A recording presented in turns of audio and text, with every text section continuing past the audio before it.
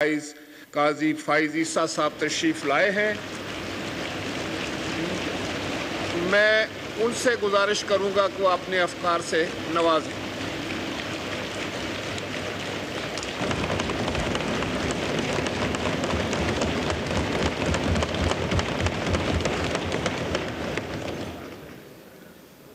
Speaker साहब, बहुत बहुत शुक्रिया। बिस्मिल्लाहिर्रहमानिर्रहीम। मैं 2014 से आपका हमसाया हूँ। पैदल जाता हूँ, कभी पैदल वापस जाता हूँ। गर्मियों में ज़रा मुश्किल होती है। हमेशा सोचा अंदर क्या होता है। आपने पहली दफ़ा याद हमें किया तो हम हाजिर हुए। इसलिए नहीं कि मैं कुछ सियासी तकरीर करना चाहता हूँ, इसलिए कि मैं अपने और अपने इदारे की तरफ से ये कहना चाहता हूँ कि हम इस किताब के साथ खड़े हैं।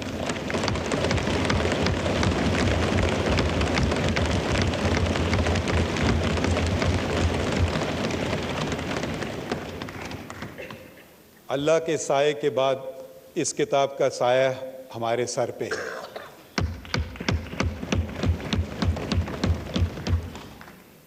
ये किताब हमारी पहचान है। ये किताब पाकिस्तान की पहचान है।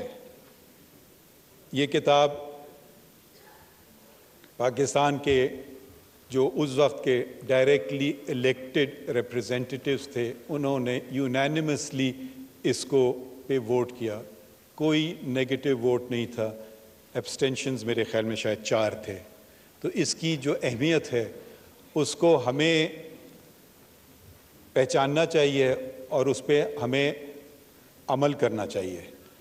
पाकिस्तान की, अगर आप लोग सब सियासी तालिब इल्म हैं, मैं कानून का कीड़ा आप समझ लें, मैं हूँ। मैं कानून के तरीके से देखता हूँ चीज़ें, आप सियासत के तरीके से। सियासत आपका मैदान है, मेरा नहीं। कानून मेरा मैदान है।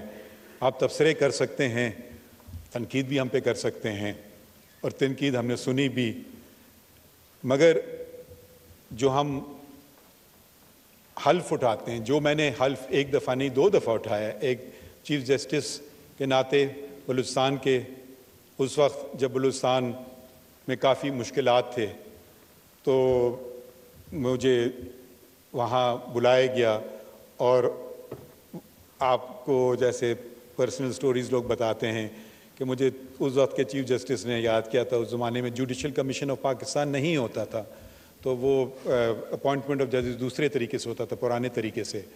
तो उन्होंने बुलाया तो मैं समझा पता नहीं क्यों मुझे बुलाया चीफ जस्टिस ने। प्रैक्टिसिंग वकील चीफ जस्टिस बुलाए तो आपको जाना पड़ता है। मैं लिखता था डॉन वगैरह में, मैंने कहा शायद उनको मेरी कोई चीज़ बुरी लगी हो इसलिए बुलाया। तो मैंने रिटर्न टिकट बुक किया था।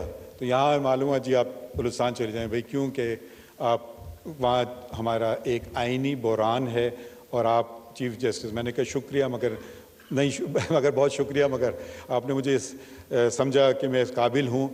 मगर उन्होंने कहा क्या, फिर उन्होंने ऐसी बातें की जो मैं उनका नहीं, कि भाई आपका ये मुल्क है, आपके लोगों बलूचिस्तान में, अब आपका हम पे हक है, अब आपको ही जाके काम करना होगा। तो मैं गया, अकेला बलूचिस्तान, वाहिद जज था। और फिर आहिस्ता आहिस्ता अपनी हाई कोर्ट बनाई, अपॉइंटमेंट्स किए। जो अपॉइंट्स किए जजेस वो सारे अल्लाह के फजल से कंफर्म हुए। शायद मेरा उस वक्त का 100% रिकॉर्ड था। फिर यहाँ आने को मिला और हम में जो, मुझे समझ नहीं आता है, हम कभी कभी दुश्मनों से इतनी नफ़रतें नहीं करते हैं जितनी एक दूसरों से करते हैं। ये क्यों है? ये हम और आपसे मुराद पार्लिमान और ब्यूरोक्रेसी, ये सब और सब का वजूद एक ही होना चाहिए और एक ही है, वो है लोगों की खिदमत करना। हमारा काम ये है कि जल्द फैसले करें आइन और कानून के मुताबिक।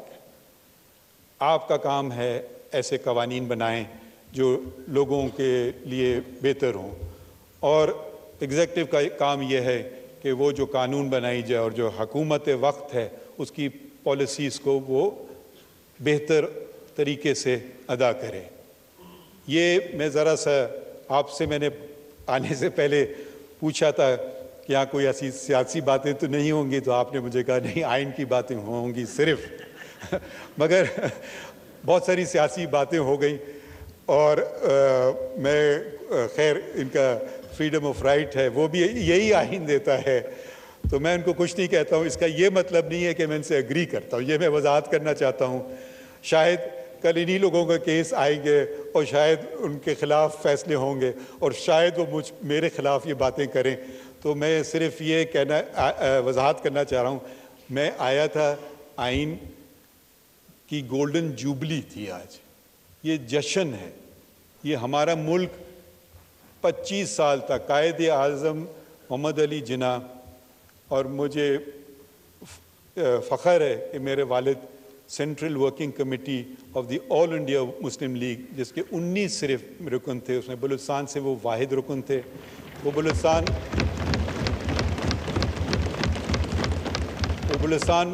में मुस्लिम लीग कायम की। बलूचिस्तान ना सिर्फ बलूचिस्तान मगर उस वक्त का जो सूबा सरहद होता था, जो अब खैबर पख्तूनख्वा, तो वहाँ भी वो गए और उन्होंने वो सियासी शख्सियत थी और उन्होंने ये मुमकिन बनाया कि ये दो सूबे जो अब पाकिस्तान के हैं, और अब अगर उनका रुकबा जोड़ें तो पाकिस्तान के ख्याल में बहुत बड़ा हो जाएगा कि ये पाकिस्तान का हिस्सा बने। और वो लोग, उनको क्या मिलना था? अब आप ज़रा से ये सोचिए, जब तहरीक पाकिस्तान चल रही थी, आज के वक्त में तो आप मफादात देख सकते हैं कि ये मेरा इसमें फ़ायदा है और वो मेरा उसमें फ़ायदा है, मैं ये करूं या वो करूं। वो कोई ऐसी बात नहीं थी, वो एक ख्वाब था, और अगर वो ख्वाब पूरा नहीं होता तो वो फिर एक ऐसे माशरे में होते जहाँ के वो माइनॉरिटी थे और उनसे कहा जाता कि आप ये बातें कर रहे हैं तो उनसे क्या सलूक होता। तो उन्होंने ख्वाब देखा, कायदे आज़म अल्लामा इकबाल ने, और फिर एक पॉलिटिकल मूवमेंट बनी और दुनिया भर में मुसलमानों का सबसे बड़ा मुल्क वजूद में आया, सबसे बड़ा मुल्क। अब मुझे शर्म से कहना पड़ता है, ये शर्फ पाकिस्तान के पास नहीं रहा, अब ये शर्फ इंडोनेशिया के पास है। उस वक्त ये हमारा दुनिया में सबसे बड़ा मुल्क था। हम किस लिए ये हमने किया? अगर आपको बेहतर एडमिनिस्ट्रेशन चाहिए थी तो शायद अंग्रेज़ बेहतर एडमिनिस्ट्रेशन दे सकते थे, मगर हम अपनी गलतियों से, अपनी नाकामियों से सीख करके हम आगे बढ़ना चाहते थे कि जो कुछ है हमारा है। तो ये कॉन्स्टिट्यूंट असेंबली आई वजूद में, उसके सदर कहलाते थे, स्पीकर नहीं कहलाते थे, उनका नाम था मौलवी तमीज़ुद्दीन। उनको बरतरफ किया गया, उन्होंने चैलेंज किया और उनकी जगह एक ब्यूरोक्रेट जो मेरे ख्याल में रेलवे में मुलाजिम होता था एक वक्त में, गुलाम मोहम्मद, वो गवर्नर जनरल था, उन्होंने उनको बरतरफ किया और उन्होंने कैबिनेट ऑफ मिनिस्टर्स बनाई। मौलवी तमीज़ुद्दीन मेरे वालिद उस केस में भी मुंसलिक थे। उन्होंने चैलेंज किया चीफ़ कोर्ट ऑफ सिंध, उस ज़माने में सिंध हाई कोर्ट नहीं था, चीफ़ कोर्ट था। उन्होंने चैलेंज किया, उस वक्त के जो जज थे वो थे एक क्रिश्चियन, जस्टिस कॉन्स्टेंटाइन। उन्होंने और उनके 3 साथियों ने, जस्टिस विलानी, जस्टिस बच्चल और जस्टिस मोहम्मद बख्श ने बहाल किया और ये कहा कि ये इक़दाम गलत है, और वो जो मिनिस्टर्स थे उन्होंने उनके ख़िलाफ़ एक रिट ऑफ मैंडेमस जारी की, दूसरी रिट ऑफ को वारंट की कि आपके पास कोई इख्तियार नहीं है मिनिस्टर होने का। अनफॉर्चुनेटली ये चैलेंज हो गया उस वक्त के फेडरल कोर्ट में और फिर नतीजा उलट गया।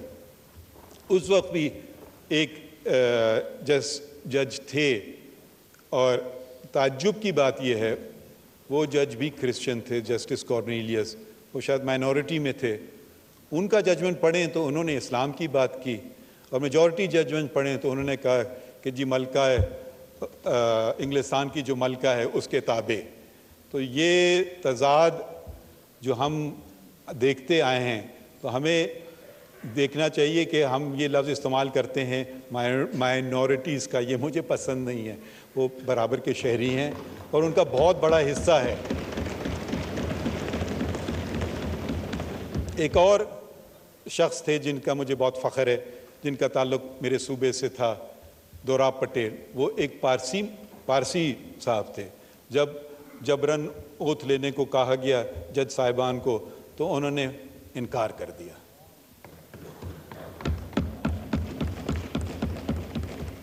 तो सिर्फ मैं ये आपको कहना चाहता था, फैसलों में हम लोग लिखते हैं, तकरीरें नहीं करते हैं, मगर क्योंकि आज का दिन ऐसा है कि अगर आप सोचें, अपने आप को वापस ले जाएं वक्त में, कि भाई हम तस्वीरें देखते हैं कि जी टाइम में आप पीछे जा रहे हैं, और अगर आप उस वक्त खड़े हो जाएं कि जो मौलवी तमीज़ुद्दीन के साथ अगर आप खड़े हो जाएं, और उस वक्त के जजेस ने जो बहाल किए उस कॉन्स्टिट्यूंट असेंबली को, तो क्या पाकिस्तान दो टुकड़ों में होता? ये सिर्फ मैं सवाल एक कानूनदान, एक तालिब इल्म की तरफ आप पे छोड़ रहा हूँ। और ऐसे सवाल, ये बहुत अच्छी बात है कि प्राइम मिनिस्टर ने ये 10 अप्रैल को दस्तूर का दिन करार दिया। 10 को, और थोड़ा सा ताल्लुक़ मेरा इस ऐवान से ये भी बनता है कि मेरी चची उसकी मेंबर थी, शायद वो अपोजिशन में थी, तो वो और जब ये आइन पेश किया जा रहा है, इसको 50 साल हो गए हैं, और इसको हमें अपने दिल से लगाना चाहिए।